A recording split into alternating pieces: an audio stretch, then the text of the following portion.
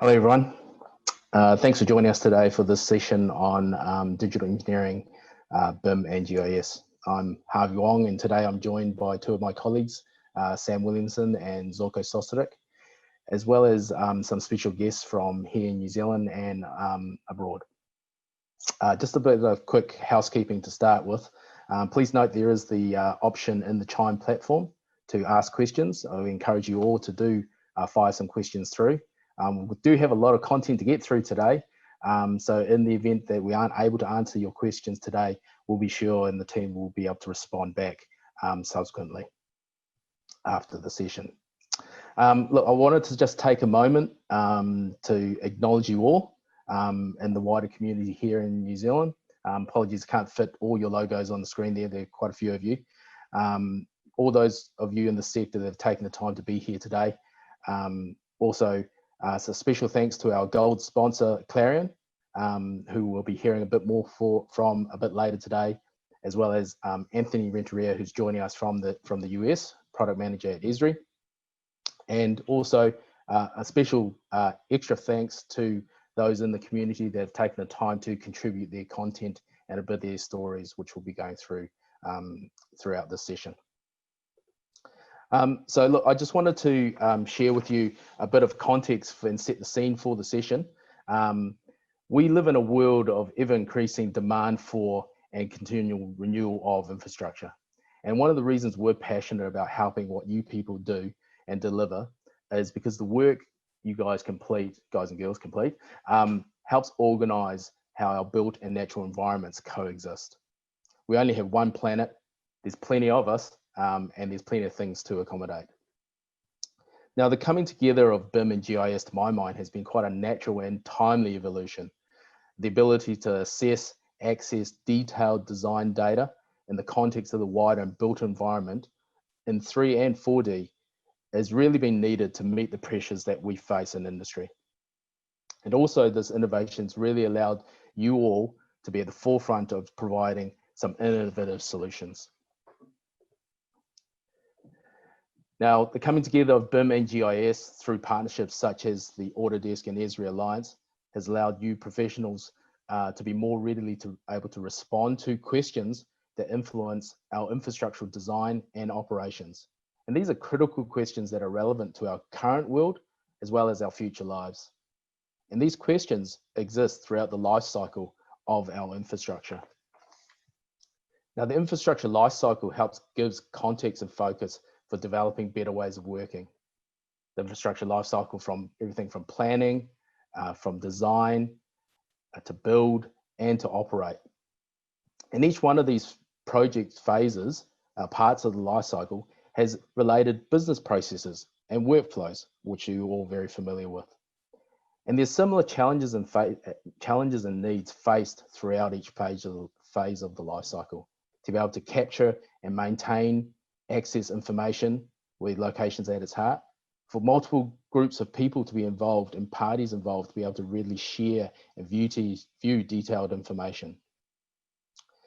For those involved in massive infrastructural build projects to have a common data environment, to be able to see the status of everything that's going on from multiple master sources. And then when you're operating our infrastructure, be able to monitor the performance and actually monitor and manage the asset life cycle. Now, the ArcGIS platform enables and enhances the life cycle workflows, bringing together BIM and GIS information and enabling a connected data environment.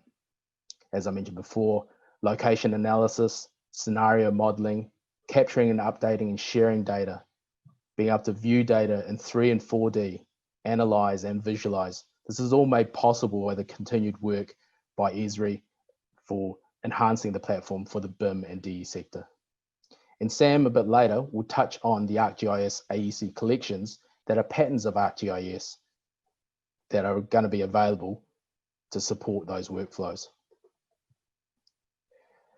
But for now, we're going to hear, first off, we're going to hear from Ryan MacVeigh and Kevin Bradley from WSP to hear a bit about their vision of BIM and GIS. So over to Ryan and Kevin.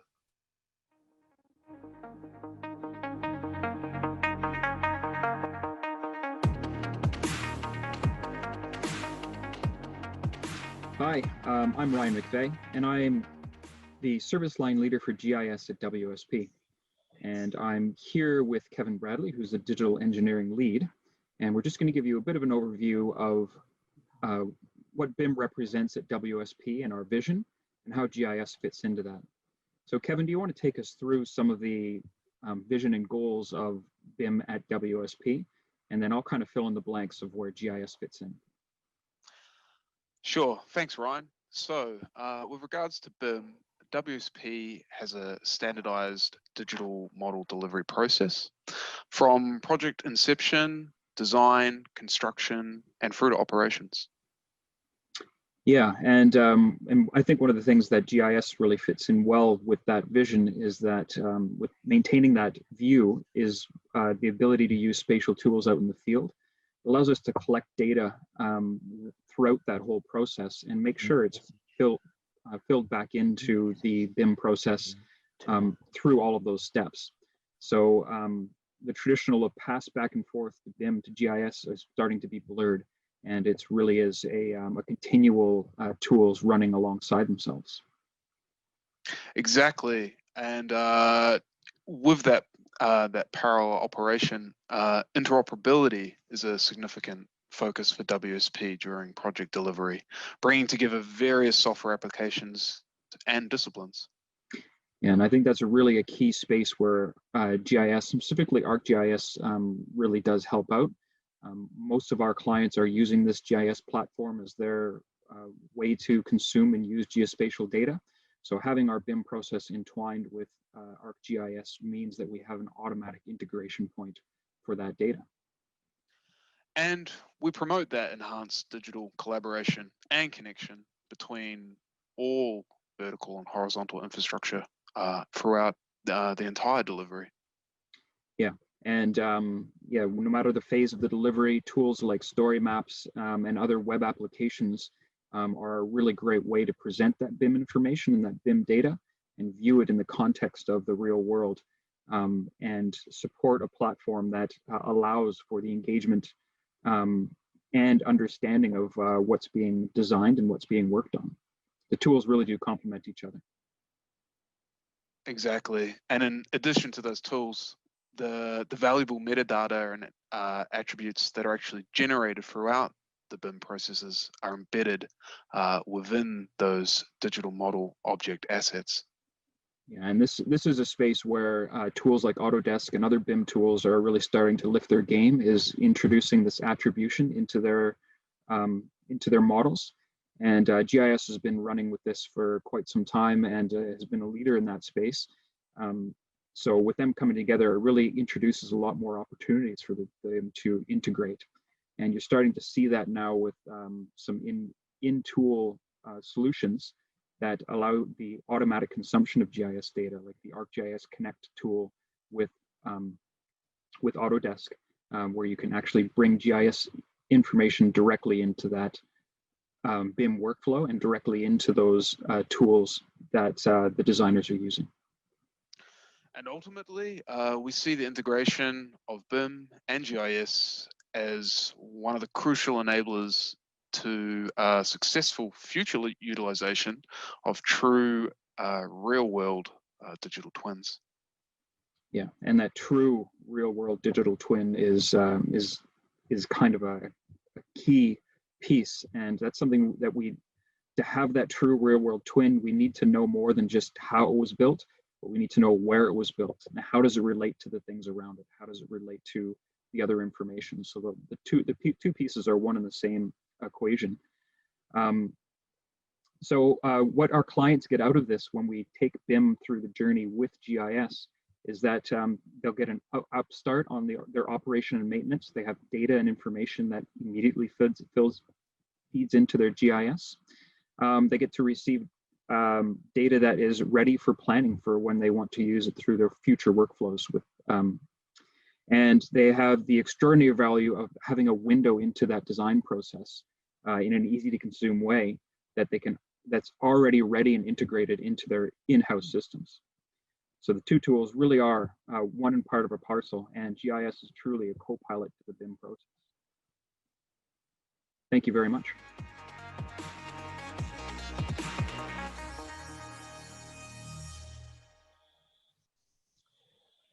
Thanks, Ryan and Kevin, for that awesome summary. Thanks. Really look forward to see where WSP is going to bring in the future BIM and GIS together to the market. Now I'd like to introduce Sam Williamson from our professional services team. Sam's going to expand a little bit more on the AEC, ArcGIS AEC collections and the application of ArcGIS throughout the product lifecycle.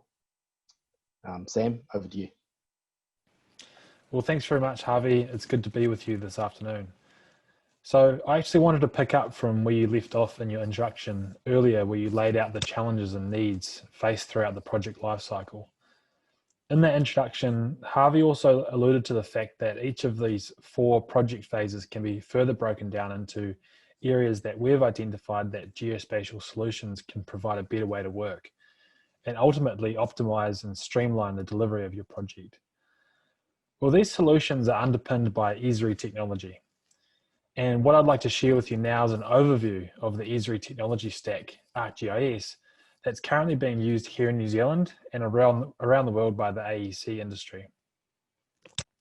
Now, the ArcGIS platform is a vast technology platform. It's too large to go through in detail this afternoon. And what I'd like to focus on specifically are the ArcGIS AEC Collections. The ArcGIS AEC Collections are groups of ArcGIS apps and capabilities with which you can easily make and share project maps, design smarter buildings and infrastructure, and save time in collecting and sharing information. Each of the ArcGIS AEC collections are suited to 5 fundamental activities out of the project lifecycle where a location intelligence platform like ArcGIS provides value. These ArcGIS AEC collections are effectively solutions, and in many cases are the same solutions being applied in other industries where ArcGIS is also being used. Site selection, for example, is a location-based approach used in the agri sector to find the best locations to grow a certain crop. And location analytics like that is a mainstay of GIS and can equally be applied in the AEC sector to find the best location for a new housing development. Now, likewise, field operations and collaboration aren't unique to AEC, but being able to access location-based information while on a project site and then sharing those digital maps with others easily is pretty valuable. And so I'll be going through these AEC collections and sharing with you a couple of interesting case studies about how this technology is being applied right here in New Zealand. Now, it's important to note here that the AEC collections, they're not new Esri products. Like I mentioned before, the ArcGIS platform includes a broad range of apps, and sometimes it's hard to know which is the right tool for the job. And so the AEC collections are just configurations of existing ArcGIS apps tailored specifically for the AEC firm to optimize the project lifecycle, to address the challenges and meet the needs of each various project lifecycle stage. Now, many of you may already have access to these apps as part of your ArcGIS subscription, or at least be familiar with them. ArcGIS Pro is a powerful 2D and 3D desktop application for GIS professionals, and our field apps are available on mobile devices to access, update, and capture location information while on site. We also have a variety of configurable web applications for you to create interactive maps, scenes, and dashboards. And developers can also use our APIs and SDKs to customize or extend our platform with your own specific needs. But the whole ArcGIS technology stack is powered by an underlying geospatial platform called ArcGIS Online.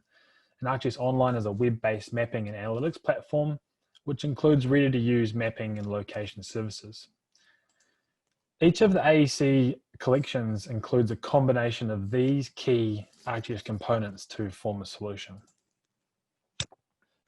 So in the earlier stages of planning for a new project, using ArcGIS for site selection is all about making data-driven decisions about where you're going to select the site for your next project, or how you're going to design the infrastructure or development so that it's best suited for the site in question. ArcGIS Pro is a tool in this case which can be used to connect to a wealth of data services from ArcGIS Online and analyze that data using built-in location intelligence tools and suitability models. Network analysis tools, for example, can assist you in finding a suitable site with optimal public transport access, or terrain analysis tools can identify solar potential from a choice of land parcels. Now, I should go without saying that these types of analysis tools only provide insightful results if you run the analysis on good quality data. So, in addition to the authoritative data sources being shared publicly on ArcGIS by our current users, including LINS, NZTA and StatsNZ, we're curating a living atlas of New Zealand, which includes aerial photography and property information that you can quickly discover and trust to use in your maps, including some of the 2D and 3D data that I just showed. Of course, you can import and publish your own data sets or use those purchased from a commercial partner like Nearmap or Planet Imagery or National Map and CoreLogic datasets. Any of these datasets can be published to ArcGIS Online and then used in our apps for field operations. So with the ArcGIS apps for field operations, you can enable your staff with tools that provide access to maps of property boundaries, design plans, including CAD drawings, or maps of existing underground infrastructure. Field apps like these not only allow access to information while on site, but they also reduce or even replace reliance on paper when collecting information. Survey 123, for example, is a digital forms app, and Collector for ArcGIS is a mapping application that can be used in conjunction with an external high accuracy device. A use case that I like to share of Collector being used is this one being played on the right-hand side, where Collector is being used as part of the build phase here at Ports of Auckland, where an engineer is validating the construction using Collector paired with a EOS positioning system, RTK GPS equipment. I'll also be sharing a really cool little story of how Survey 123 is being used at Napier Port as part of the penguin conservation program during construction of their new wharf. The field operations collection can also be extended with ArcGIS SiteScan, a complete end-to-end workflow for acquiring and processing drone imagery for 2D and 3D base maps. And my good friend James is demonstrating ArcGIS SiteScan over in the imagery session this afternoon. So I recommend you check that one out if you're interested in this particular solution. So during the plenary this morning, we shared a really great user story of how Palmerston North City Council have been using ArcGIS Urban to optimize their urban planning processes.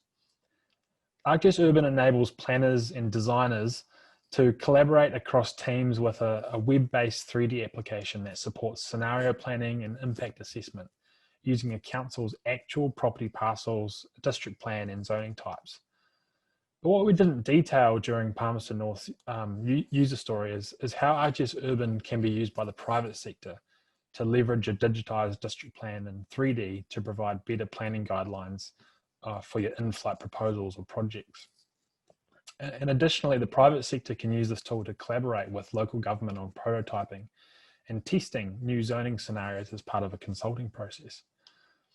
And what we're also working on is enabling local authorities to use this tool as a digital submission platform. And ArcGIS Urban can be used now to import existing 3D buildings as scene layers. But what Esri have on the roadmap is to formalize this workflow so that the design community and AEC industry alike can actually drag and drop their 3D building models into Urban as part of a project submission. Now, ArcGIS City Engine can be used to extend conceptual urban planning scenarios with procedurally generated 3D designs, including buildings and streetscapes. And furthermore, the content generated in City Engine can be incorporated directly into game engines to provide compelling visualizations and animations to enhance the communication of a proposed development with its stakeholders. And my colleague Zorko, he's on the line with me today, and he's going to be talking more about City Engine and the new ArcGIS Maps SDKs that are being brought out for Unity and Unreal game engines later in this session. Now, the wider ArcGIS platform can also be used to further aid in the communication of urban planning. ArcGIS includes configurable web applications like ArcGIS Story Maps and crowdsourcing tools like Survey 123. And these too can be used in concert with ArcGIS Urban to highlight plans or initiatives and share them with the public, or publish blogs and survey stakeholders about intended proposals. Now, Boffa Miskell is a leading New Zealand environmental planning and design consultancy who have recently been using story maps as part of an engagement with Wellington City Council and their urban planning process. And to share that story, I'm actually going to pass it over to Hayley Hermeri from Boffa Miskell.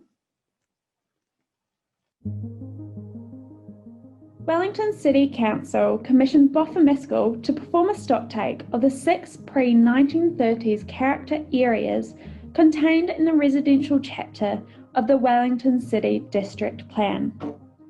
Council needed complete information on the houses and buildings in those areas. It was also important that those residents could access and understand that information independently rather than having to go to the council office.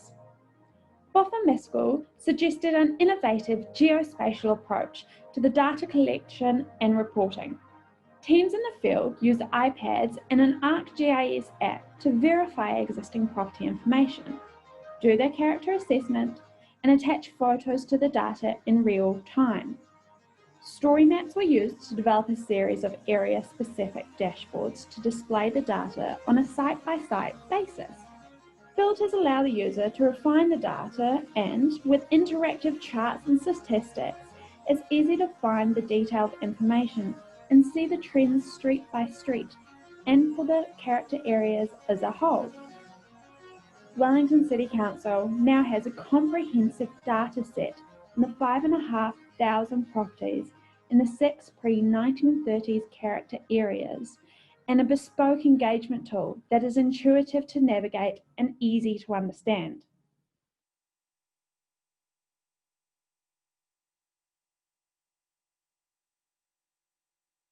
Well, thanks for that video, Hayley.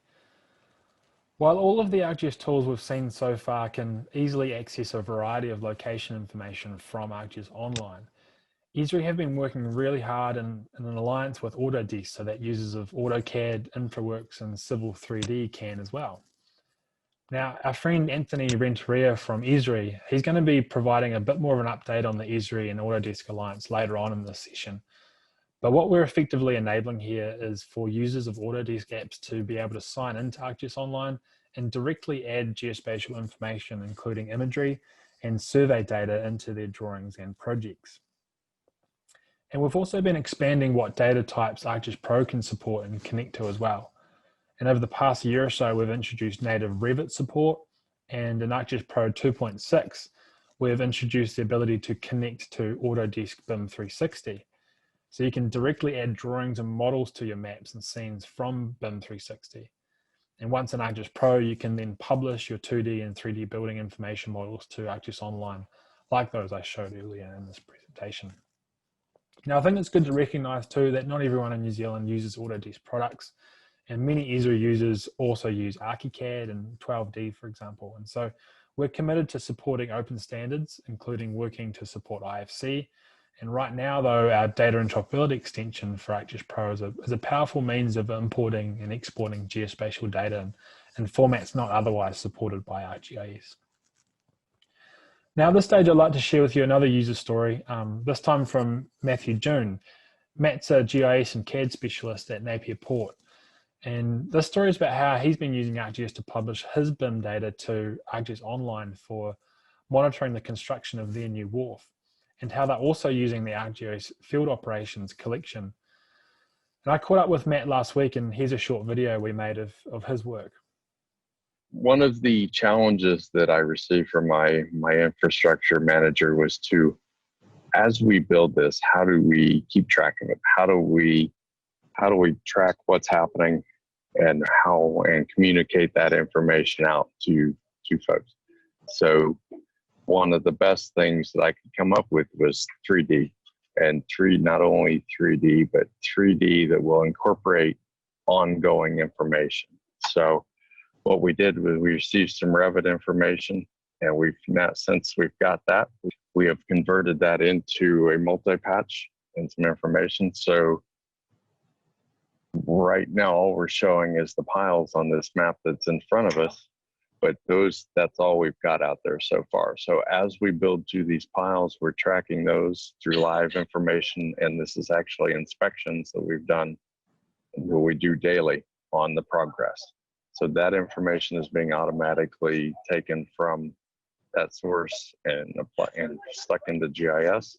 So we've taken that BIM data, we've tied it to active information, and we've also got progress. We can show how the depth of those files and the actual information associated with that. So we know what the designs were, and we know where they were as they inspected them through the progress. So where GIS fits into our new construction is managing the progress of the port. So we have both requirements for what we're going to do and the consents to match the consents and support those consents. And we also have responsibility to take care of the wildlife that's in the area. One of our favorite are the little blue penguins. So we use a Survey 123 app and a sniffer dog to go out and find the little guys and record where they're at, where they're actually located. So when the movement begins of rocks and machinery, when we're trying to, when we're actually building, we know where they're at and we know how we can protect them. We know when they're there, we know where they're at, we know when they're there, so we can do our best to move them from that location to a secure refuge without hurting anyone. Hey, thanks, Matt, for sharing that with us. Now, finally, I hope over the course of this presentation that you've got an idea of how working across ArcGIS Online can enhance collaboration with your staff and also with your stakeholders. And whether they're users of field apps or ArcGIS Pro or Autodesk apps connecting to services from ArcGIS Online. Both Matt and Haley in our two short case studies had also published solutions with ArcGIS Online that could be shared with the project owner or stakeholder. Now, a common question we get from AEC firms, though, is whose ArcGIS Online organization should we publish the project data to? And what should we do with the data once the project is finished and wrapped up? And typically, an AEC firm would host data in their own organization while a project is in flight. And if the client is already a user of ArcGIS, then data can be transferred across to their own organization. Now, another option that is available to our users is the ArcGIS AEC Project Delivery subscription. The Project Delivery subscription is a standalone instance of ArcGIS meant specifically for a project and external engagement with a customer. And this allows you to grant access to a secure, shared system of record from which everyone can work. You don't need to grant a customer access to your own organization, and then they don't need to let you into theirs as a publisher. You as an AEC firm can own this instance of ArcGIS, but then you can leave it with the client at the end of the project. Now, while that's a great way to share and deliver project data, the observations we at Eagle have seen in our customers and asset owners is they're increasingly making use of the solutions in the ArcGIS platform for operations and facilities management. Now, clients are increasingly wanting to ensure that the data that they're receiving lines up with the solutions and the data model that they're using for asset management and operations. And we definitely want to encourage the AEC sector to consider how they are best delivering their data so that it's solution ready with ArcGIS. The ArcGIS Utility Network, for example, is a utility-specific solution, including the ability to trace a water or electrical network. And the utility network is 3D enabled and it's designed for modeling high fidelity data. And so the seamless migration of as-built CAD and BIM data into the utility network is going to be necessary for utilities to take advantage of future technology like augmented reality devices, for example. So I want to pass this back over to you, Harvey, but I really appreciate everyone attending this virtual user conference today. I hope this presentation has been beneficial for you and maybe given you a couple of ideas around how you can pick up one or all of these AEC collections and apply them to a project that you're working on. First, from me, thanks very much. See you later.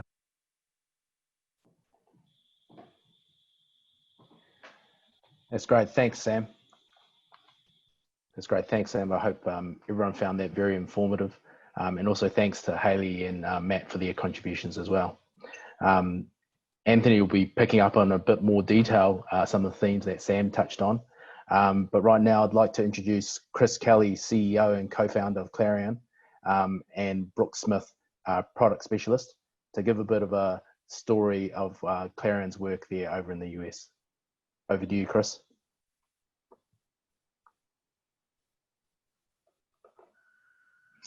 Hi everyone, my name is Chris Kelly. I'm co-founder and CEO of Clearian. We're an Esri partner based in Atlanta, Georgia in the Southeast United States. And we're very proud to be an Eagle business partner and a gold sponsor of this year's 2020 New Zealand Esri User Conference. We have been working in the utility space in New Zealand since 2013. We have a number of customers now using our software for vegetation management and asset maintenance and management in the utility space, one of whom is speaking at this conference this week.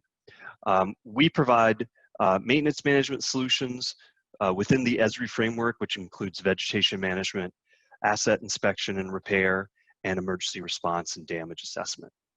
Our transportation vegetation management solutions are what we're going to highlight today, but we provide a range of work management solutions across all types of maintenance activities that sit natively within the Esri platform.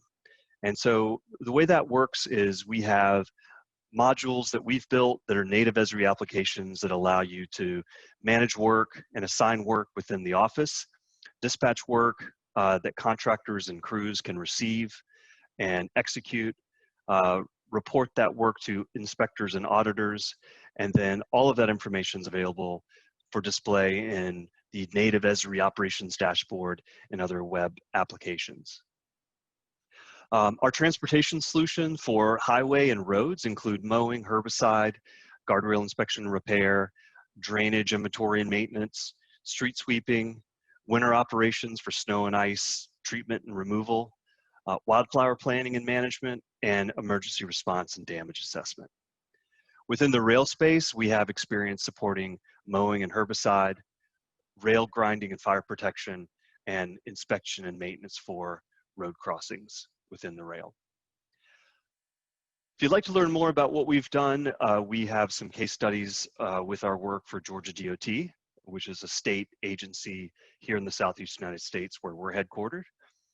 We can talk about our experience helping Georgia DOT complete a digital transformation or work with its mowing crews from paper maps and hand highlighted maps and field notes to a fully GIS-based solution. And we can also talk to you about our capabilities within chemical and herbicide tracking, application utilization and reporting, and also integration with advanced sensors on herbicide spray systems. So with that brief introduction, I'd like to hand it over to my colleague, Brooke Smith, who will provide a demonstration of our software in roadside mowing. Brooks? Thanks, Chris. And now I'm going to go into the desktop work manager app for DOT. To begin, I'm going to create a work plan for one of the counties here in Georgia. And for this example, I'll use Bartow County. What I'm going to be doing is creating work based on about 20-kilometer road segments and assigning them to a crew and allowing them to manage that work throughout the work process.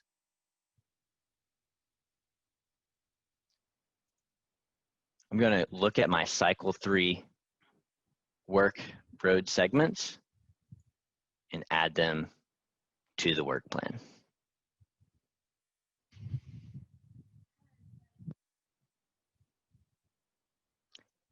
I'll now hop over to our cross-platform field application. As a general foreman, I will use this application to relay back important information to my supervisors and to the Department of Transportation. I'll begin by searching for that work plan that my manager had just created. I can now see that cycle 3 Bartow work plan, and I can see the road sections that have been assigned to that work plan. So right now, there are 14 routes that are assigned to this Bartow work plan. I can move in beyond just the overview, and I can see more details and interact with the road segments and update the work plan. So to start, I'm going to go ahead and select a few of these road sections. I'll use our bulk edit functionality to say that the crews actively started work there. I could leave notes or information about the workflow, update them, and they'll update here on the map. They'll also update on the list view. And we can do the same thing. We could do the select all and maybe mark these roads as complete to let the DOT and our managers know that our crews are done there. We can do the same thing with entering in different bits of data, maybe the littered complete date, mowing complete, or when our weed whacking crews came through. For this example, I'll just put a complete date. It's going to update all those records I had previously selected. There's other functionality here that we can layer in, such as safety points or environmental sensitivity areas. And with all those layers, we can go in and find out more details about them.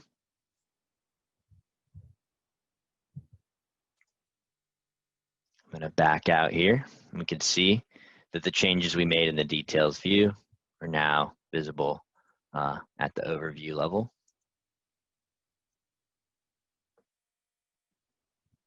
I want to take a chance to show the field application configured for an auditor and inspector's role. What we can do here is we can search for that same Bartow Cycle 3 work plan. We can load it up. We'll still get that overview of where the road segments stand.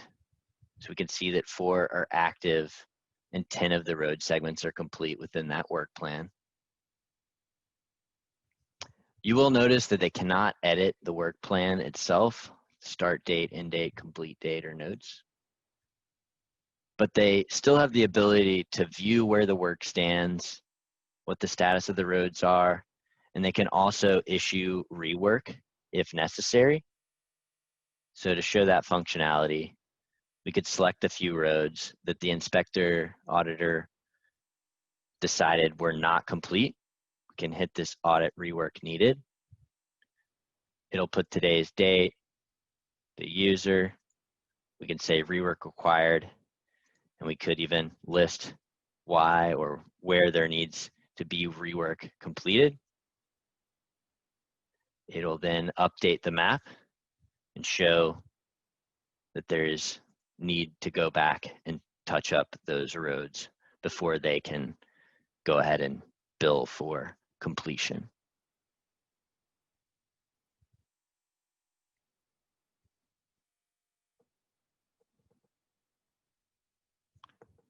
Now let's take a look at a dashboard. The dashboard gives a live view of where the work stands. So the roadwork plans that the field users are updating is being relayed back, not just to the work manager application, but also these dashboards, and can give an indication of which routes are set to active, maybe where attention needs to go for rework, where the work is complete, and where work is still assigned and not completed. It can give a look at the work completed as a percentage of the whole for a given cycle. We can look back, maybe if there's still work to be completed from cycle 2, and we can also reference work historical records from previous. So that's a look at how the dashboard can be configured and can be a useful tool at multiple levels within an organization.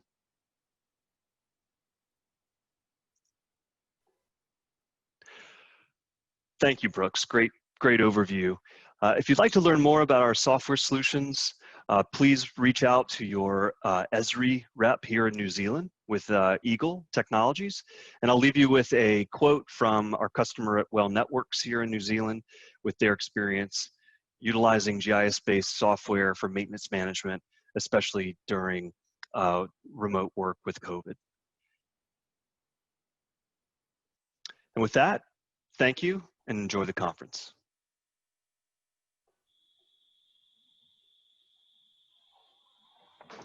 That's great. Thanks, Chris and Brooks.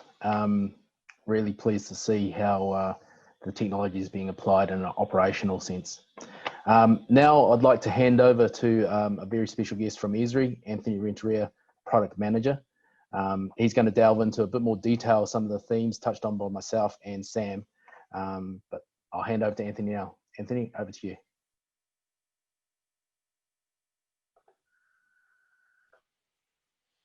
Hi everyone, my name is Anthony Renteria and I am the Esri Product Manager for AEC Workflow Integration. Today I'm going to be talking about the integration of BIM and GIS and really how has that been influencing by our AEC participants and also our owners in this space. When we focus on the trends, it's also about how do those trends lead into the integrations we have built today for design, construction operations, more specifically pulling data into design, but then also bringing that same data right back into ArcGIS Pro. And then ultimately, how are we sharing that data into new web services and progressing that collaboration with customers?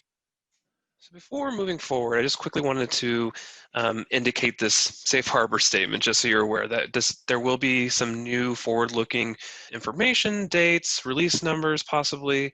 Obviously, with development, scope can change without notice, and so we're just advising our customers and partners not to make purchasing decisions based on these forward-looking statements. So to start this off, let's first focus on the trends influencing BIM and GIS. Right, when we were talking about this space, it's a very well-defined space, but in very different ways, right? There's this area for smart assets where we see a bunch of different applications that really support specific data models in mind for land records, urban planning. You might be using ArcGIS Urban in that space, or maybe it's in facility operations management with ArcGIS Indoors, or even the utility network management product. But then you also have other tools like Hub for citizen engagement, public safety with Earth or Mission. And what we see is this idea of GIS-centric models that are either 3D, parcel related, planning related, maybe it's utilities, right? But there's this large concept of planning and working within the systems that really work well within that group. But then as you implement change within it, right, adding new buildings, adding new assets or facilities, you contract out or bring in a new set of users who are actually going to help design, construct, and manage in some cases your data and your information, and also build a physical set of assets. And so what we see in that space is this idea of connecting to BIM and CAD for model creation, for documentation, but analyzing costs associated with that, and really helping that streamline the idea of how much materials and quantities are associated with it across a schedule time, right? And so when we end up creating this connection or integration between these two sides, there's a lot of need on both sides for very specific reasons that are specific to their areas. And so we end up seeing this need for geo-enabled systems that really help enable both the smart asset side and the project delivery side in new and different ways. And so when people look at the drivers for this integration, right, it's usually about moving to a new digital delivery model so that they can focus on increasing their project efficiency. Or maybe it's also just decreasing risk and knowing all about your project in ways that you haven't experienced before, so that you can extend that data that's been created to additional spatial analysis across your portfolio, or maybe it's just understanding your projects in a different performance way. And so what we see is bringing the data and connecting it across these systems and across this ecosystem so that users are able to make evidence-based decisions earlier on in their asset lifecycle. And so while those are some very key areas, one ultimate space that we see as just a driver for this need is really surfacing the data wherever it may reside, really focusing on bringing that into the eyes of stakeholders who have not been able to experience it before, so they can engage with it, interact with it, and then still provide feedback on whatever it is that you're implementing within change. And so when we talk about who would benefit from this integration, it's not just a GIS manager, it's not a BIM manager or technology manager, it's the full set of users involved in these areas. So whether you're a designer, a director, an engineer, a project manager, maybe it's an inspection user or superintendent in construction, facility manager, planner. We all need to experience this data, whether it's connected with BIM and GIS from a GIS perspective or on the opposite side with BIM.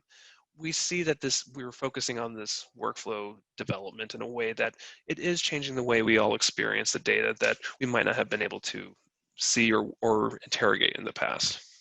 But with that comes a bunch of roadblocks, right? And so that's why we've been focusing on really trying to change the way this works moving forward. So that when we see and hear from customers saying that they're having issues combining their BIM information with up-to-date GIS, we want to implement new ways for you to connect to those services. Or maybe it's accessing your GIS during design, but without having to duplicate data directly in BIM or any other system.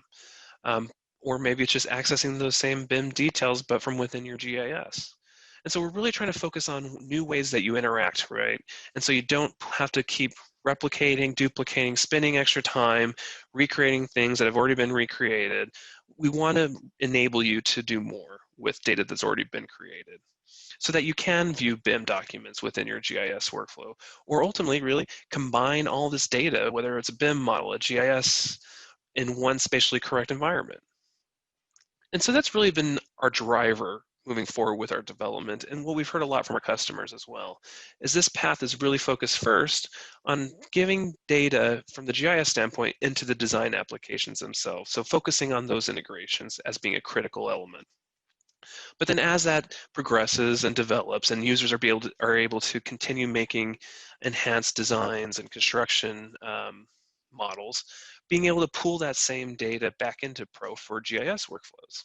So continuing to enhance the way that you interact with it in Pro.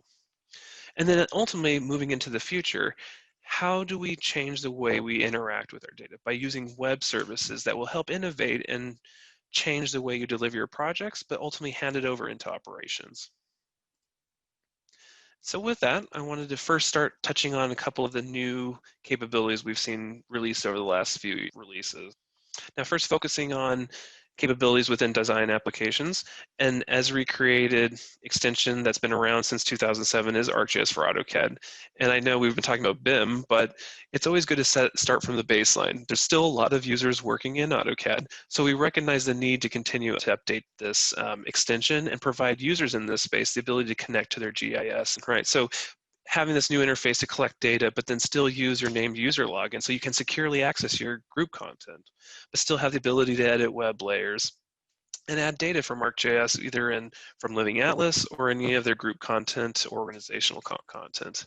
And so what we're still seeing is, in addition to these recent release of version 400, future versions that will focus on incorporating schema templates that are from the industry solutions team so that you can incorporate that into your workflows between your GIS and CAD teams so that they are using similar data sets and you don't have to help recreate or change or manipulate data to fit the other model. And so here's those are the couple of areas that we're focusing on in the future, and it's a good way to now move into, well, what about BIM, right?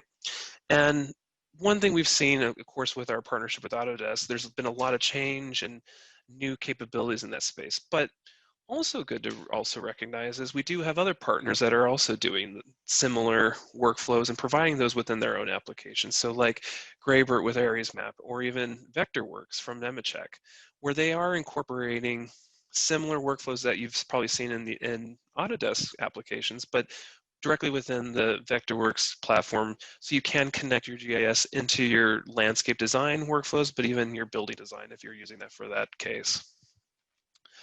And so with that, I wanted to focus now more on what's been up to date in the new state of the integrations with Autodesk. Obviously, since the announcement in 2017 of our partnering together to work towards this integration, we've seen a lot of improvement, right? Originally, there was the Autodesk InfoWorks connector for ArcGIS, but then also they've recently added the one for Civil 3D, where they're able to access imagery, CAD or vector data sets from ArcGIS Online or Enterprise. And so while we still continue to see a need for improvements, just be aware, obviously we see there's still additional data types that people have been asking for, and we know what people want to use moving forward in addition to the ones that are already available. But then other items that we've actually been working on our side within Esri are the way that we enhance the data that's coming from Autodesk products. So like bringing in Autodesk Revit content, or now Civil 3D, but then even accessing where that data can be hosted. So enabling users to pull data directly from BIM 360 into ArcGIS Pro. So to transition, let's now focus on what have we implemented within ArcGIS Pro. So starting with how do we read specific data content and where is it coming from? And so when we talk about this, it's focused on this idea of using BIM, but as a GIS data, right? So directly reading those different data sets directly in ArcGIS Pro. And really when we talk about that, eventually it's about sending these to web services so you can share it with your users. So how do we get there? Well, when we are first starting, it's about where the content resides. And so this is where the new feature of BIM Cloud Connection comes into play. So now new in ArcGIS Pro 2.6, you have the ability to create a BIM Cloud connection that connects to your BIM 360 account. And so that way, within your catalog view, you have the ability to interact with your BIM 360 data directly without going to a web browser, downloading the content, having that zipped, unzipping it, and then bringing that into your project, right? You can all do that directly within the catalog pane. And so what you now have the ability to do is add your content directly into your project, or add it into your project, but then be able to monitor in a way so you can see which parts of it you want to use within your ArcGIS Pro project. Maybe add it to a map, or maybe add it to a scene, but then still have additional features like checking the status of it. Has it been updated since you last used it? So then you can update it if there are newer versions available. So we're building this way that you interact with your data and trying to hopefully save the amount of time that you would use normally to bring that data in. And so I know there will be a little bit more of a detailed demo of this, so I'm not going to dive too deep into this, but just be aware it exists. Another important integration that was just released this summer was our Civil 3D support. And this is a very important addition, right? We've, for the longest time, been focused on Revit support, but we understand a lot of users are working in Civil 3D, designing pipe networks, designing parcels, road center lines, curb lines. So this is really focused on expanding our DWG support for all of these different civil entity types. So that way you do have a new experience that these are new data sources that can be used for parcel fabrics if you're pulling parcel data in from there. Or maybe it's bringing those road alignments or curb center lines for roads and highways. But one showcase that was just done recently at the UC was bringing in a pipe network from Civil 3D and having that added into a utility network. So that way you can provide a trace against the overall system. So there's a lot of areas where we see this moving. This is just the first release of the Civil 3D support. And honestly, I'm really interested to hear like how you start to begin to implement this, and then see what are some other areas you'd like to see this go.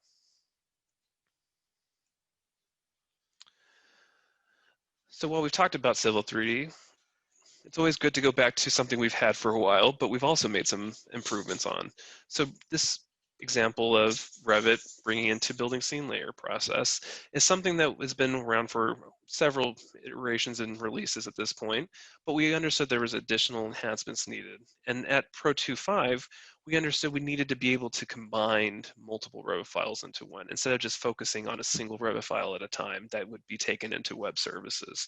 But then we also had to implement a way for people to add additional feature sources that may not be Revit content, but then still maintain schema control and have the ability to make edits to your data. So with that update, we introduced two new geoprocessing tools, BIM File to Geodatabase and Make Building Layer. And really when we talk about BIM File to Geodatabase, you're now able to bring multiple Revit files into this processing tool that will create a single featured data set within your GDB. So once you have that, you have additional capabilities that have been added as part of the support enhancement. So now you can focus on other workflows that may not have just been addressed with one single Revit model at a time, like skyscrapers or larger campuses that have multiple buildings, but being able to bring that all in together into a single building source. And then with recent additions in 2.6, you have other ways to abstract data from those sources. So being able to pull in floor plans that might be useful within indoors or indoor positioning systems. Or maybe it's footprints or building objects that might be used for site mapping, right? You have this ability to pull these other forms of the data, so you can use points of interest for specific furniture or assets within your building. But then this other idea of making sure as you bring in this data, the colors and textures that were created from the designer come into Pro as well, as long as you have access to those same libraries. And so once you have it at this point within the feature data set, you do have a point where you can start enhancing your feature data set with other sources. So bringing in IFC data through Workbench or other feature services that you can add into your data set. Or maybe it's just running other geoprocessing tools to edit and clean up or manipulate your data. But once you have that version or that point in time that you're ready to take it to services, use that to make your building layer. And then from there, create your building scene layer package that can be shared into online or enterprise services. And so with that, what else that's been taken into account is how the building scene layer incorporates those changes. So in addition to some of those semantics for geometry, the attributes from the BIM models across the streamable content, focusing on the MEP to make sure all the attribution comes through from Revit, but then also incorporating those colors and textures that we talked about within Pro. And then also working in a new capability around the way we update scene layers without having to republish the full package each time. So that's something to look forward to and find out more information directly for enterprise customers.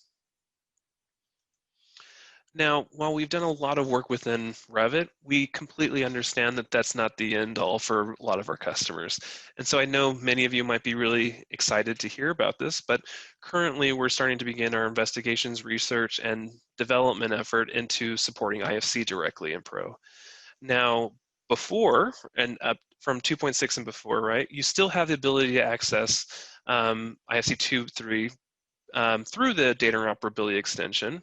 But we understand that's not enough, right? It's still not as easy as you can do it with Revit data, right? And so we understand users want to work with IFC directly, just the way that we've been able to with Revit. So that you can use that in combination with those same geoprocessing tools like Make Building Layer and send it to scene layer packages as well.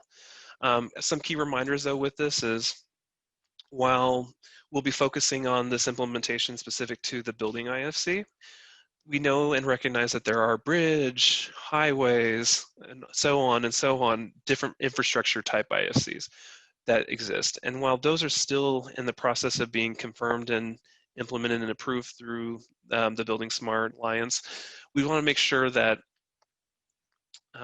those get approved before we actually begin to implement them within our workflows. So that's something to look forward to into the future. Now that we've kind of talked about how you get your data through Pro and actually use it for generating content that you can take to web services, what are some of these examples? Like what really helps explain your interaction with your data, right? Or will help communicate your story of what you're trying to communicate with your teams or even your clients. And so what I like to do is just show you some examples from across the world that kind of help outline what we've done up to this point with ArcGIS Pro so you can get this data into new streamable formats. So this is a great example of the BIM file to geodatabase workflow where instead of just having one Revit file at a time, now we can incorporate 90 Revit models into a single I3S layer, the building scene layer package, right? But be able to see that data and interact with it with daylight analysis across the same point in the day or across the same day of the month by month, right? But then be able to explore your data and pick the models, that single layer, right, that has all of these 90 Revit models, and then begin to interact with it in new ways, like selecting a single level and having it filter all of your data across your campus all on that same level. And so that way you can interact with your data, start to turn off other systems, and begin to see into your spaces in new ways that you may not have been able to achieve in a single web browser. But then also turn on other features like furniture and begin to look at your assets and still collect information like all of the data that might have been populated throughout design and into your operational version of the data. So while that's really helpful in just with understanding what you have, there's also other tools that are helpful with just understanding measurements, so doing point-to-point measurements in the scene, doing areas across a space in that same single scene that maybe be helpful for planning and understanding what space allocations you have, but then also having this ability to slice your features across your campus, but have it interact with all of your data at once, not necessarily just one building or parts of a building, but everything. And so that way you and your users just have to have a web browser to view your data, but then be able to rotate it, check out areas that you may want to see in relation to one another, and have that really work with across your campus instead of just focusing on one specific part or area internally. And just also now, so this was in coordination with Ohio State University, who was gracious enough to let us use their data and really test this out to make sure we continue to push the limits. But while we've gotten to over 90 models, we want to keep going with that and keep pushing the limits on how this is useful for all customers moving forward. And so here's another great example, but more on a transportation focus, where Esri France and working with Aegis and some of their content on a project for the Grand Paris Express Line 16, where you see this idea of geocontext, where it's near Sacré-Cœur, but it's a site that they're building a new line with a new Revit model station, being able to see that data overlaid, understand the context of where it is in relation, but then begin to dive underground, see the other systems in relation to it. Bring in content that might be a mix of Revit and IFC, but then still view networks across your site that may be adjacent to it. But then also dive down into that underground system and build in buffer zones so you understand areas that are just you're not supposed to access or want to conflict in design or even in construction. Another great example from Esri France is from the RTE substation, where they maintain a lot of the power grid within France, or all of France. And you get to this idea of experiencing a specific substation within a region, being able to visualize it, but see how it connects to the greater grid, and then see the regional implications. So being able to see the larger grid in the region, but then also how wind may be overlaid on top of it and affecting that. But then also see seismic zones also that might be crucial in understanding your grid system. And then being able to see that electrical consumption per substation in that same region, but then zoom out to the full countrywide view of it as well. I'm always so impressed with this one. This is such a great example of really looking at so many multiple levels and scales of details and of data that it really showcases well, like, what is the premise behind this BIM and GIS integration, right? It's being able to understand your data in new ways that you haven't been able to experience before in a single space, right? And so another example that might be a little bit closer to home for a lot of you is out of Sydney, Australia, which is the Circular Key Renewal Investigation by Norman, Disney and Young, where they're building out a story map that outlays the information that they're working on this project, what are the concerns, what are their data acquisition methods, and then what is the technology behind it, but then also incorporating a scene layer that's in this web scene that allows users that within this public-facing website really interact with the data that they're collecting from the field, but then also experience that adjacent to maybe other developments. So with this area, seeing buildings in relation, but then also being able to dive down underneath the water level and see the collected surface information down below as well. But in addition to that, be able to also still see the collected information tied into that attribution of all these different points that they've been collecting throughout their project site. And so really what I'm really trying to reinforce here is Yes, there's other ways you can use your web scenes, right? You can incorporate this into story maps, but there's a lot of other areas that we see into the future that people want to do with their data through web services. And so that really kind of rounds out this session, which is really focused on what is next. And what we see within Esri, more specifically, is this idea of web-based GIS and BIM integration. And more specifically, integrating ArcGIS with Autodesk BIM 360 directly. So you have a view of your GIS web service with your BIM service.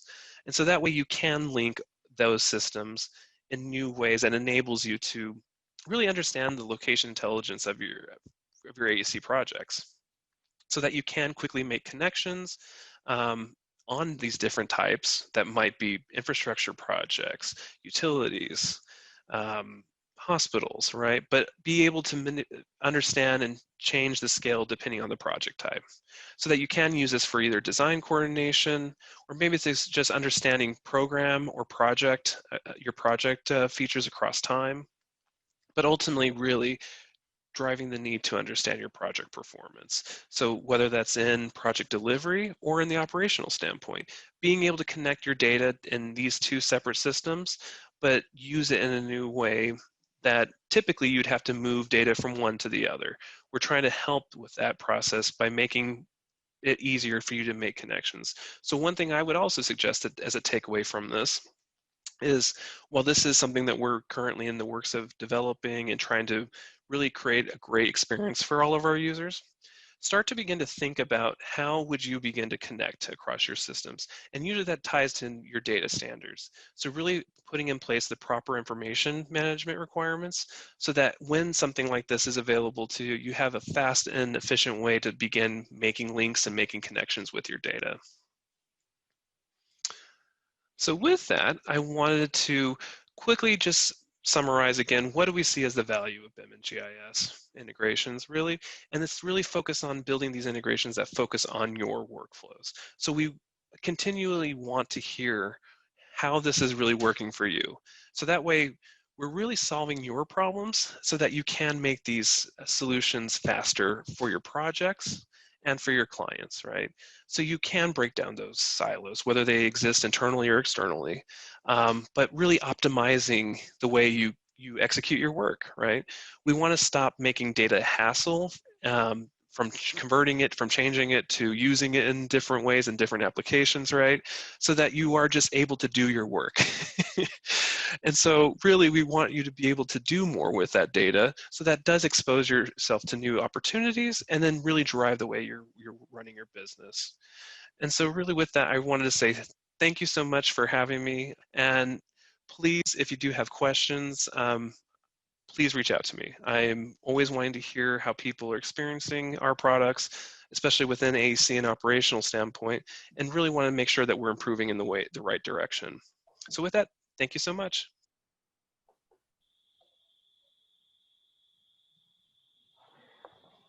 That's great. Thanks, Anthony. There's some awesome examples there where we could see detailed information at scale coming from BIM data, but being able to visualize it in GIS. But like I said before, Anthony is online with us. So please, if you have any questions, as Anthony said at the end there, please fire them through. But now I'd like to introduce Keri Niven, Digital Collaboration Lead at Aurecon. Keri will be sharing with us a great real-world example about bringing DE to life through a common data environment. So over to you, Keri.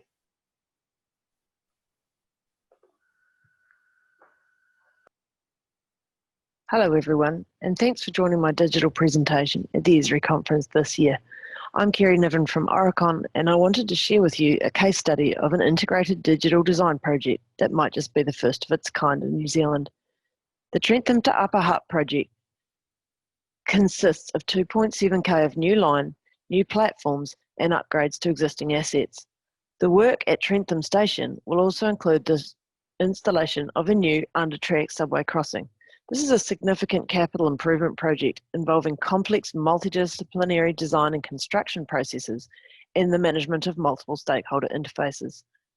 Aurecon were engaged by KiwiRail not just in a traditional design capacity, but to participate in an ambitious and progressive pilot, bringing together digital engineering, collaboration, and BIM principles into an integrated, digitally delivered and drawing-free pilot that ran from design and on into construction. This 5-minute soundbite contains the story of how that pilot accelerated both the digital maturity and competency of the pilot partners, but also how the outputs of the digital approach rapidly generated multiple flow-on benefits much beyond our initial expectations. So first, the process. We started with an agreed intent and outcomes. The team then set off into the design and modelling process. This involved not just bringing the Aurecon designers rapidly into a 3D-centric world, but also learning what digital collaboration might look like when done remotely. We also learned quickly that the broader team needed a single space to collaborate, and that KiwiRail also needed a mechanism to control and govern the project delivery, which was all being done digitally. And hence the Project Common Data Environment, or CDE, was created. It was built to these guidelines. Firstly, KiwiRail do not want to own and provide modelling software for consultants. The platform must be federated but connected. We must create a platform that is driven by information standards that will persist further than any piece of software. The standard is ISO 19650, and it's driven by automation across the life cycle of content. We must create a platform that is flexible and scalable, but that is not completely bespoke and reliant on one single provider. We must create a platform that enables project teams to visualize and interrogate both the model and geospatial being created in one place. In partnership with KiwiRail, Aurecon implemented a common data environment that is now available to all capital projects and that uses a single repeatable framework. The digital platform brings together free-to-air geospatial visualization using ArcGIS Online with the automated visualization of model content that is stored within the platform using a custom-made Forge integration. What that means is that each project we release in the CDE has a dedicated web scene where multiple models are brought together with contextual data to enable it to be interrogated and visualized by anyone on the project team. We also built custom tools on top of this to create a one-stop visualization shop. On the left of this slide, you can see the 360 panoramic viewer that we built and embedded within the web scene. It also means that model content can be uploaded into the system and then shared, visualized, and interrogated by other partners. In the bottom right of the slide, you can see the Forge viewer that is integrated within the shared library of the CDE.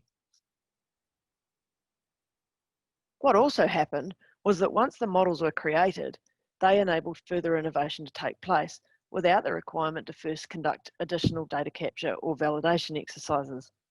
This is an example of using machine control at the Trentham underpass. Machine control uses GPS-enabled excavators and plant that knows where they are. It lets you load a design model, for example the one shown in the left image, into the machine, and the operator then knows exactly where to dig. It removes the need for a traditional survey and also removes the need for human interaction on the work site. The KiwiRail team took this further. The construction team developed a system that connects the machine control into the hydraulics of the excavator. So by installing some additional sensors, we now have a machine that knows where it is in the world, what shape it is, and how it relates to the model that's on the computer. This enables the automatic control of the excavator if any site parameters, such as getting too close to surrounding surfaces, are exceeded. This initiative is a real breakthrough in this type of technology, and as far as we can tell, it is one of the first of its kind. A second benefit is not just to load model data into virtual reality, but to use this to make better decisions that in turn can be incorporated into design revisions and all done before construction. In this example, we added an eye tracking software to the headsets, and KiwiRail went and had 450 students from a local primary try out one of their new level crossings virtually. By analysing the data, the team found that the very systems that they installed to keep people safe, the gates and fences, greatly reduced the awareness and sightlines of some of our most vulnerable users. Now, there is an easy fix by using clear panels, but without the use of digital engineering, we would never have appreciated the impact of the design on some of our most important users. Similarly, without the multidisciplinary models and contextual data, this sort of engagement is simply not possible, particularly when done iteratively without significant manual effort. These are just a couple of examples. and there have been many lessons learned on this project, including some valuable examples of what not to do. What is next, alongside the continuing requirement to manage change and encourage our teams to innovate, is the opportunity to standardise and optimise the processes that we developed on this pilot. What we have proved, I think, is that collaboration, particularly visual collaboration, can be used to drive better engineering outcomes. Creating a digital environment to do so opens the door to many other opportunities beyond the traditional design, construct, and manage lifecycle. I really hope you found that all interesting. Have a great day and enjoy the rest of the conference. Thanks, Keri. That's a great example of CDE bringing DE to life. We're just running a bit behind, but move over quickly now to Zorko. Zorko is going to be covering in greater detail City Engine and game engine integration within an AEC context. So over to you, Zorko. I'd like to talk about the City Engine, so the key features of City Engine. One definition is that City Engine is advanced 3D modeling software for creating huge, interactive, and immersive urban environments. City Engine is a part of ArcGIS Urban Solution, which Sam has talked about and demonstrated previously, but in this presentation, I'm going to focus on different aspects of City Engine. City Engine is also a rule-based procedural content generation tool, and this is what I'm going to be focusing on the rest of this presentation. Briefly about urban design, as part of ArcGIS Urban application, City Engine is utilized whenever we display buildings or volumes within the urban application that's running City Engine rules. And also within the application itself, there are menu options for working with ArcGIS Urban. So going back to that second role for City Engine about procedural generation. Content that we can generate can be a 3D or 2D content. Typical 3D content that we are creating is built environment, which includes structures like buildings, utilities, transport networks, street furniture, or any other miscellaneous objects. We can work within the legal environment, and that would be primarily a representation of zoning, building volumes, possibly even property. So these invisible legal environments.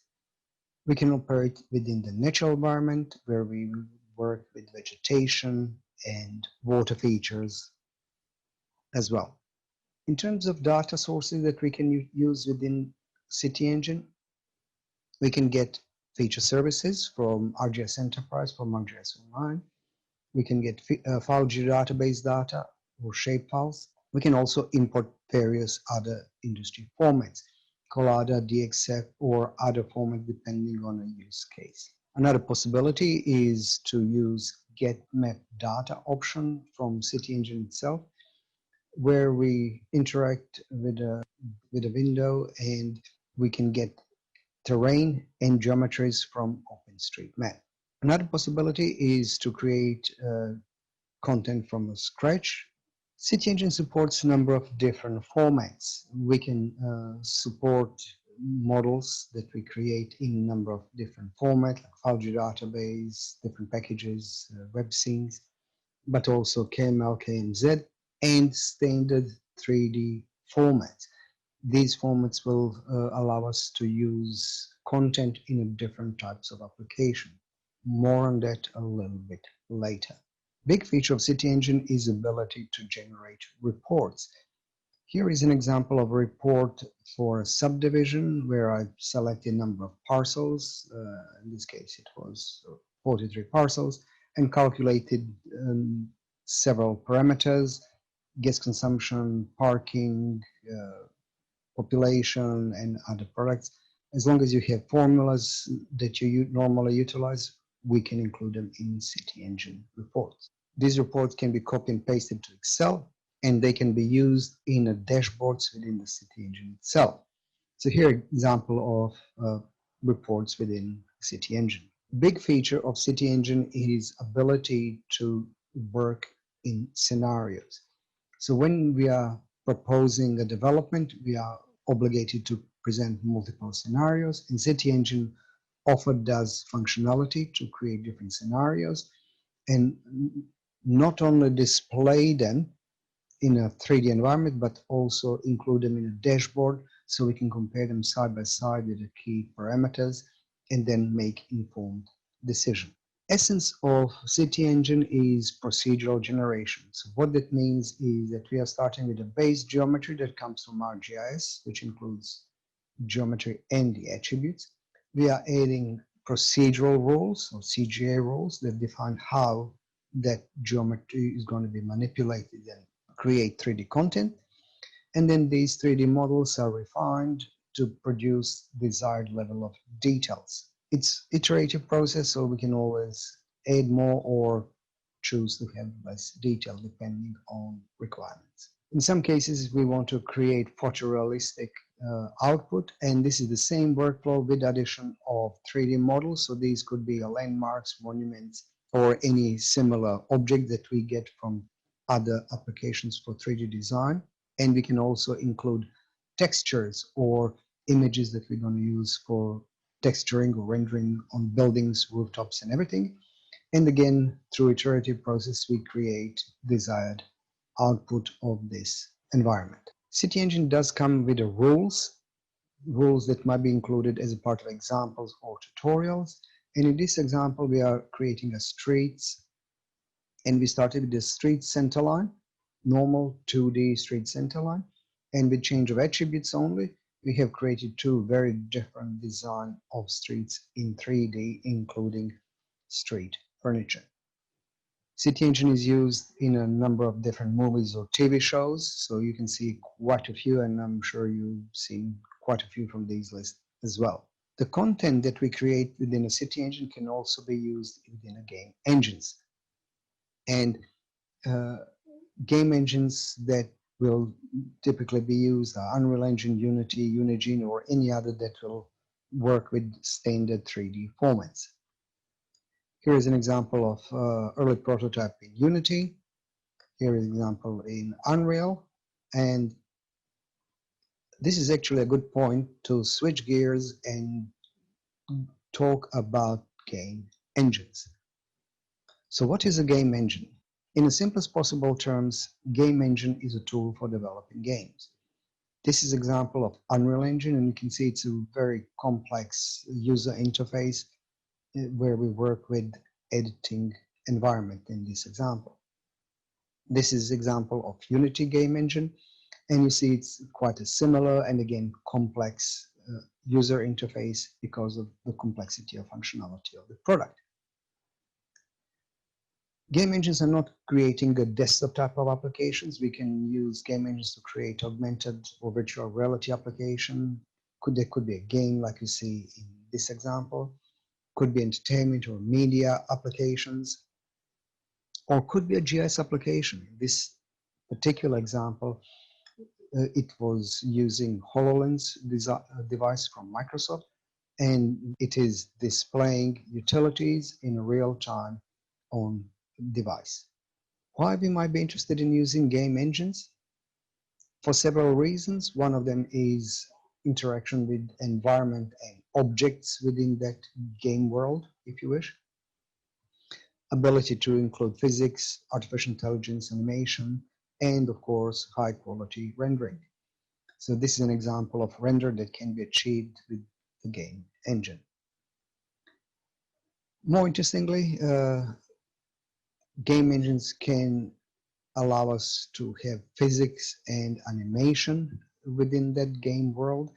And this is an example of physics where we have a destruction. So obviously not the GIS example, but if you imagine instead of robot that there's an earthquake and this building is sustaining a damage, you see the particles, smoke, and everything that would be happening in that particular case. Or could be a storm when you see rain, clouds, and other elements. Here is an example from architectural company HOK, how they're implementing game engine and artificial intelligence in their workflows, slightly out of the box. So let's hear from them how they're working with game engine. Here's a bunch of people walking. All this is the game starts, and this guy emits a sound, and as soon as the sound is emit, they go somewhere else.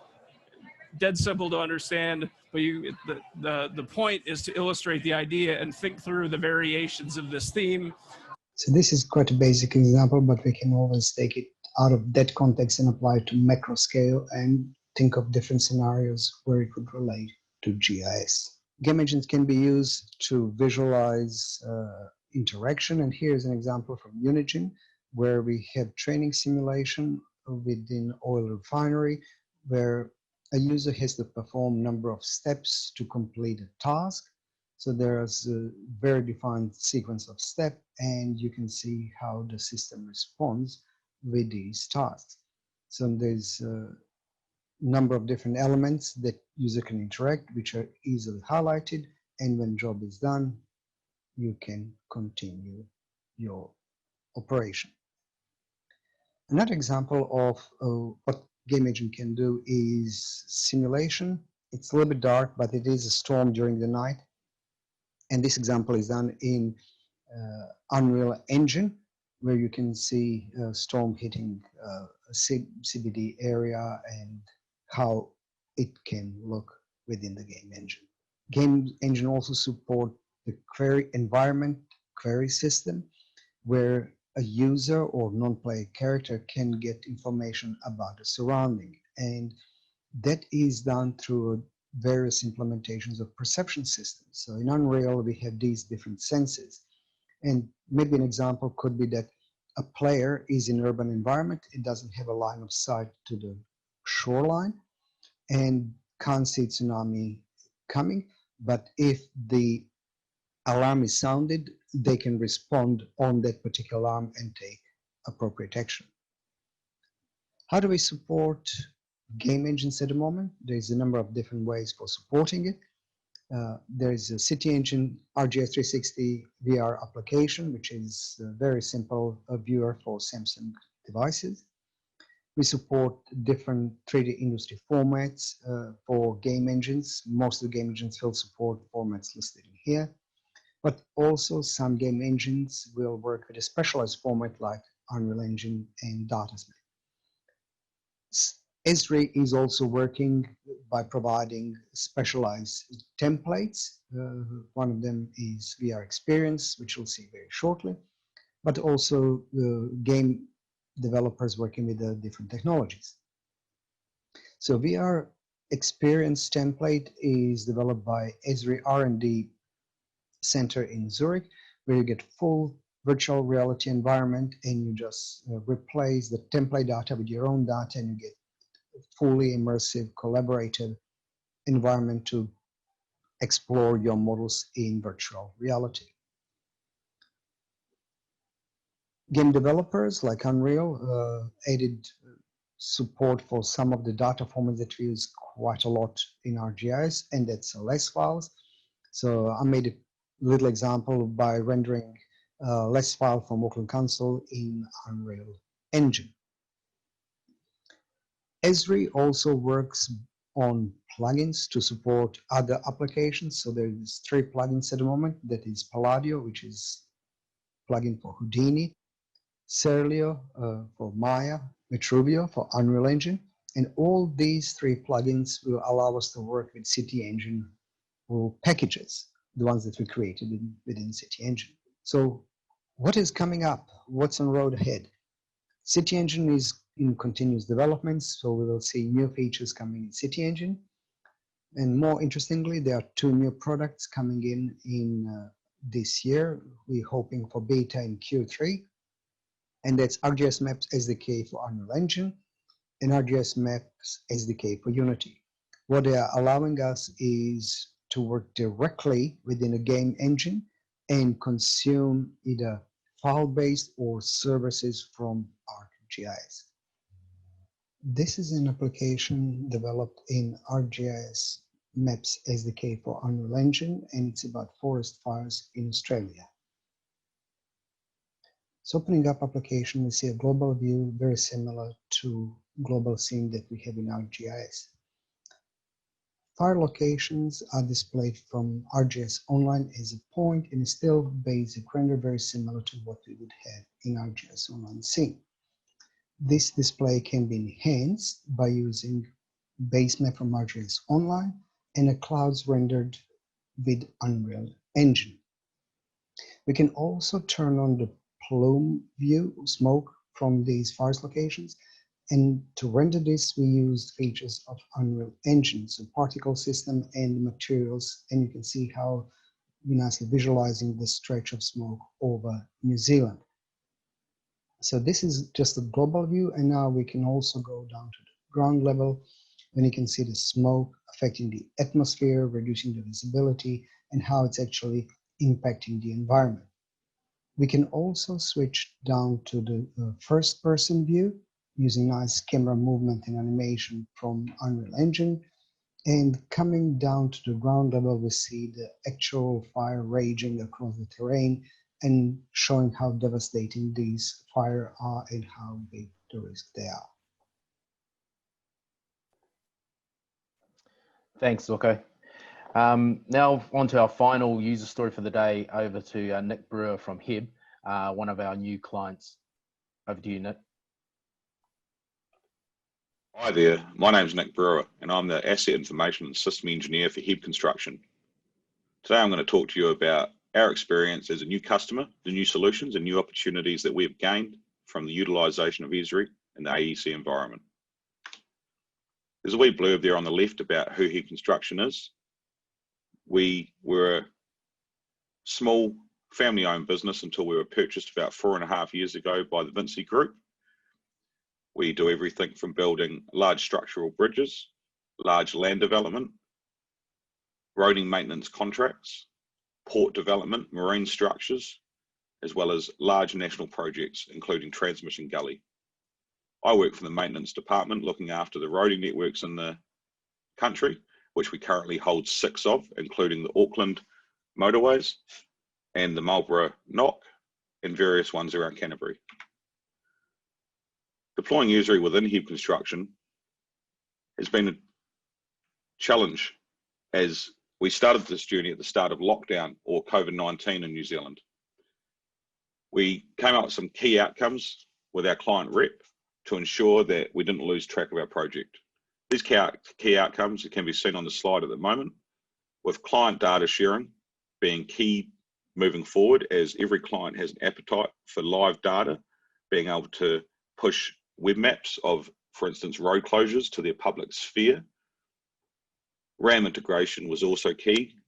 RAM is the go-to asset database for roading infrastructure in New Zealand.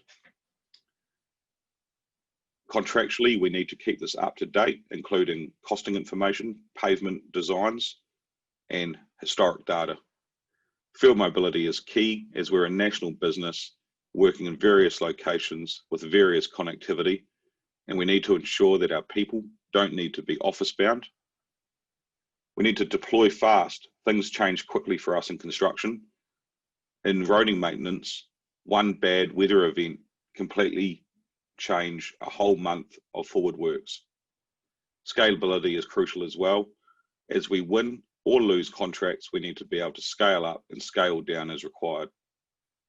Ideally, our long-term goal is full company utilisation over our 6 different departments nationally. The challenges we've faced is how do we connect multiple departments to perform different construction tasks? We need to work with RAM, not replace it. As discussed earlier, contractually we need to keep RAM up to date, so we cannot replace it entirely. We wanted to utilise applications that actually provide a benefit. Esri has an incredibly large suite of applications, which is one of their strong points, but we needed to ensure the ones that we wanted to use were actually providing benefit. Agile workflows are always a challenge. As discussed earlier, one bad weather event can completely destroy a month of forward works. We need to be able to adapt, change, and update our workflows as required.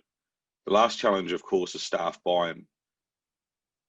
This means that we have the support of all of our people from top level to bottom level, wanting to use the software, technology, and innovations that we're developing. The support Esri provided us through this has been great. COVID certainly threw a spanner in the works, but they managed to introduce us to the full suite of applications available. They gave us dedicated time with a consultant to help us understand what we can and can't achieve. They gave us background development help when starting off to ensure that any solutions we pushed out were done correctly and in line with correct data standards. They have an incredibly efficient support network.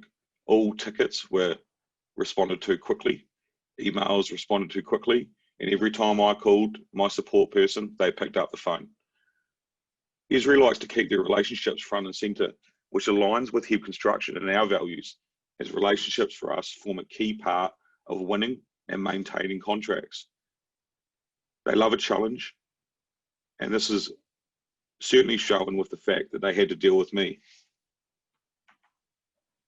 We decided to show off today the network analysis tool that we created for the Ashburton District Council tender, which we've just recently been awarded. To do this, we configured Survey 123 as required for unsealed and sealed road auditing. We extracted all of the asset data from RAM so that we could geographically locate these roads, provide all the asset information we know about them to provide all the auditors in the field the picture they were required to do an accurate audit. We configured it as required with an AGOL as a web map with the correct attributes showing and a hyperlink taking them straight to the Survey 123 form as required. We also pre-configured one of the fields to automatically populate with the asset ID, which for us is important when we do our analysis at the end, as it provides that join or link to the correct asset. We pushed it out as a collector map. Then we configured it as a dashboard to actively track the progress our auditors were going, as we had a very tight time frame on this and we needed to ensure that we got through it. We then extracted all the data and applied the logic, and in the end, won the contract. So I just wanted to show off the actual solution that we've talked about in the previous slides that we put together for the Ashburton pre-tender. Now, as you can see, I'm currently sitting at my office in Christchurch, but this network analysis was set up for the Ashburton area. And from the outside view, you can see a lot of green lines.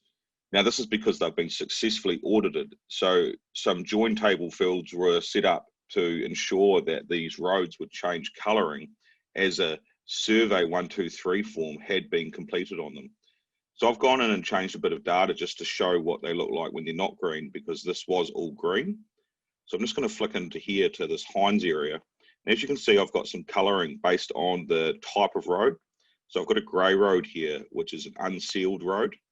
And I've got some blue roads here, which are sealed roads. Now, this Gills Road is interesting because as you can see, I've got the attributes pre-configured that our auditors need to know to be able to accurately gauge the network condition. So from here, they would have selected it in the road, in the network, gone to the link, which automatically opens up the Survey 123 form. As you can see, carriageway number has been pulled through from the underlying asset table to pre-populate. Now this is crucial, as this is what links back the data to the correct carriageway so that we can do our analysis later on. Now I'm not going to fill this one out entirely, but I'm just going to click tick and send it through now, and just let that flick through as it sends through. Now if I quickly flick back here to Gills Road, what you'll see hopefully pretty quickly is it's turned to green, which means our auditors can move through the network and ensure 100% completion. Now what we did after the fact was designed a simple dashboard in AGOL and configured it to just show basically the progress that our auditor was getting through, because we had a very tight time frame on this and needed to ensure 100% completion. So this was just thrown together, and I've shared this within Teams, which is very powerful because this is what our managers all use every day to communicate, manage projects, save files, etc. So I've just added it up here. You can see a wee tab, and I've inserted this dashboard straight into Microsoft Teams, which meant that all of our managers could actively track the progress of our auditors on the network.